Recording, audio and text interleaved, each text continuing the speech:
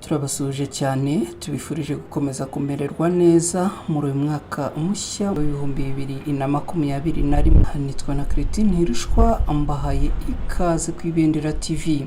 Uyu munsi tugiye kurebera hamwe ikintu kimwe rukumbi u Rwanda na bamwe mu Banyarwanda bagarutseho cyane nk'ikintu kimwe cyabanejeje muri uyu mwaka uhise w'ibihumbi 2020.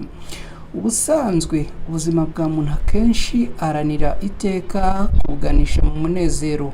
Ni nayo mpamvu intambara ziba ahantu henshi bamwe baba bashaka guharanira no gushimangira ubusugire, icyubahiro n'amahoro ya muntu. Gusa ibyishimo by'Abanyarwanda umwanzi yarabyinjiriye maze ahungabanya ubusugire bwabyo, kandi nta wundi wateye ibyo ngibyo uretse icyorezo cya COVID-19.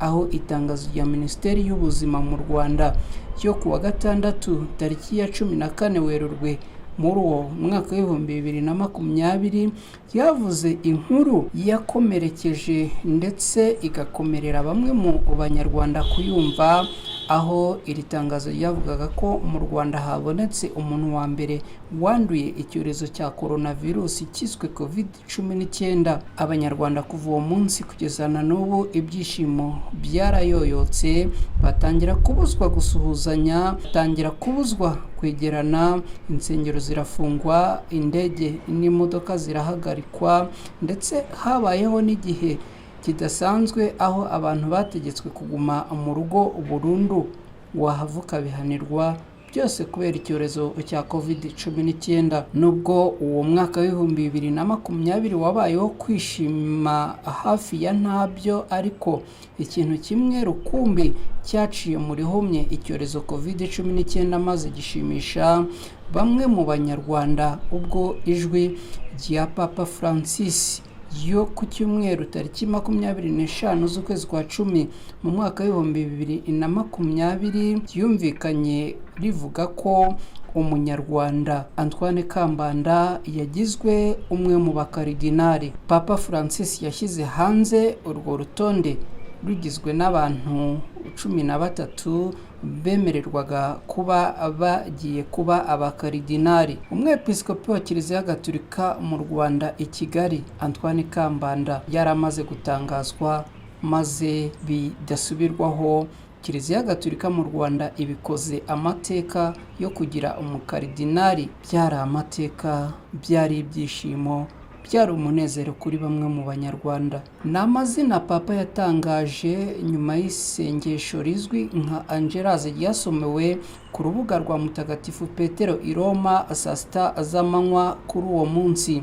Nyuma y'ibi mu Rwanda, by'umwihariko kuri bamwe mu bakristo Gatolika, byabaye umunezero n'ibyishimo bihebuje kubera ko ari ikintu cyiza kandi cyari cyumvikanye, maze nibura mu mitima y'Abanyarwanda humvikanamo agacu gake k'ibyishimo. Uyu Kambanda rero yaje kwimikwa ku mugaragaro kuwa 28 Ugushyingo mu mwaka w'ibihumbi 2020 maze ahabwa umugisha n'inshingano na Papa Francis wari wanamaze kumutoranya. Nyuma y'ibi Karidinari Kambanda yavuze ko yatunguwe kandi akishima kuko ngo atarabyiteze.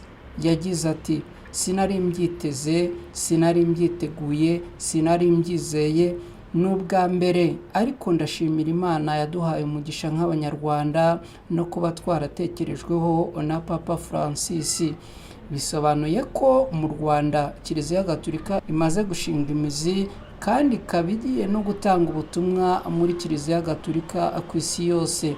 Naho Perezida Kagame ku itariki ya 6 z'ukwezi kwa 12 muri uwo mwaka w'ibihumbi 2020 ubwo yitabiraga ibirori byo kwakira Karidinari Kambanda i Kigali avuye guhabwa umugisha na Papa Francis, yavuze ko ari amahirwe ku Banyarwanda bose kugira Karidinari mu Rwanda.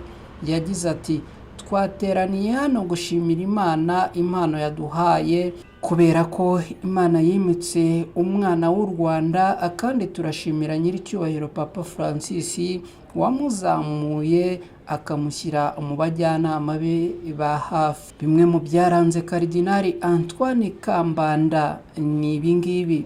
Karidinari Kambanda yavutse ku itariki ya 10 Ugushyingo mu mwaka w'igihumbi 1958. avukira muri Arikidiyoseze ya Kigali. Ubu afite imyaka 63. Amashuri abanza yayigiye i Burundi no muri Uganda. Amashuri makuru ayakomereza muri Kenya.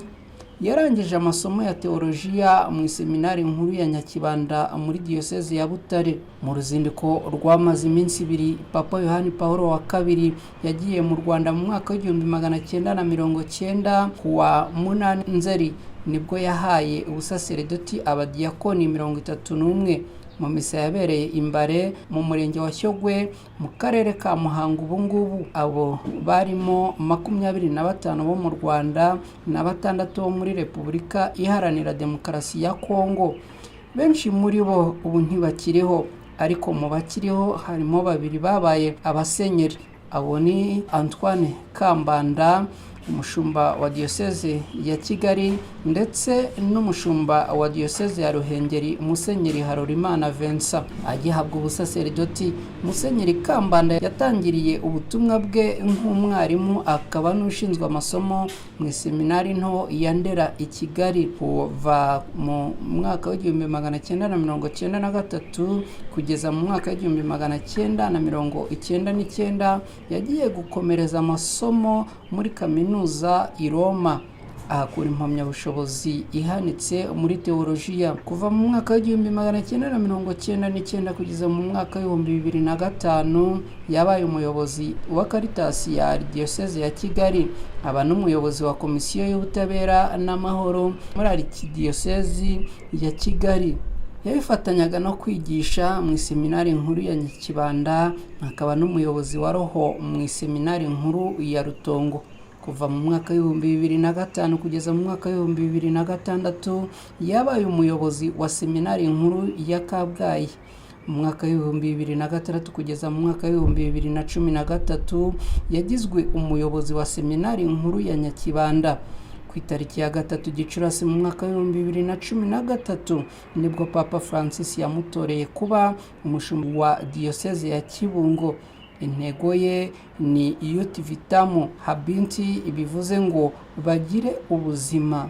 Mu gushyingo mu mwaka w'2018 nibwo umushumba wa Kiliziya Gatolika ku isi Papa Francis yemereye Musenyeri Tade Ntihinyurwa wayoboraga Diyoseze ya Kigali kujya mu kiruhuko cy'izabukuru, amusimbuza Musenyeri Kambanda Antoine wanayoboraga Diyoseze ya Kibungo. Ibirori byo kumushinga iyi Arikidiyoseze ku mugaragaro byabereye kuri Stade Amahoro kuwa 27 Mutarama mu mwaka w'2019. Ngayo nguko ni ikintu rukumbi cyumvikanye mu mitima no mu matwi y'Abanyarwanda, maze kirabashimisha. Umwaka w'2020 utaragiriye impuhwe na gatoya ibyishimo by'Abanyarwanda kuko warabihonyoye burundu. Nitwa na Irushwa, ani ku Ibendera TV. Turabashimiye cyane. Umwaka mushya muhire w'2021.